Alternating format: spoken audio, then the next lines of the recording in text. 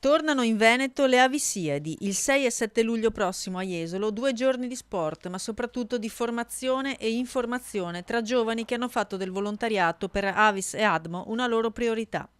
Lo scorso anno ben 10.333 cittadini veneti hanno scelto di diventare donatori di sangue, quasi 1.000 in più dello scorso anno, e in stragrande maggioranza sono giovani tra i 18 e i 35 anni. Le donazioni in Veneto, devo dire la verità, grazie a tanti donatori e donatrici, sta andando avanti bene. Ovviamente abbiamo l'autosufficienza per quanto riguarda il sangue intero, però per mantenerla dobbiamo comunque continuare a donare. Per il plasma non abbiamo ancora l'autosufficienza. Il plasma è una donazione importante perché si ricava appunto il farmaco salvavita. Pertanto il messaggio che oggi vorremmo dare è quello di sostenere i nostri giovani innanzitutto e far sì che diventino sempre più avvisini in modo tale da promuovere questa bellissima cosa che è il dono spontaneo, volontario e gratuito. 2 giorni a Jesolo, si diceva, con sfide e tornei anche a squadre e quiz con temi sulla donazione, il plasma e il midollo osseo. I 2 giorni prevedono il sabato pomeriggio di giochi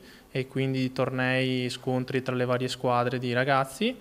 Il sabato sera ci sarà un momento conviviale presso un chiosco vicino alla struttura e poi la domenica sarà, diciamo, il momento formativo, quindi ci sarà sempre una sfida con domande Avis e non tramite un quizzone, e poi ci saranno degli ospiti, tra cui anche Atmo, dove farà un piccolo intervento e ci sarà la possibilità di diventare anche donatori di midollo con il test salivale.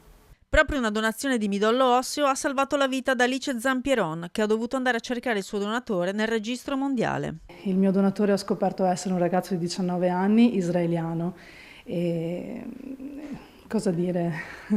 Sono grata di più, ma sono altrettanto grata a tutte le persone che hanno donato il sangue, perché in un mese di ricovero avevo fatto 20 sacche di sangue, 15 di piastrine, quindi ho fatto 4 mesi di ricovero con chemioterapie, quindi grazie ai donatori di sangue e grazie ai donatori di midollo.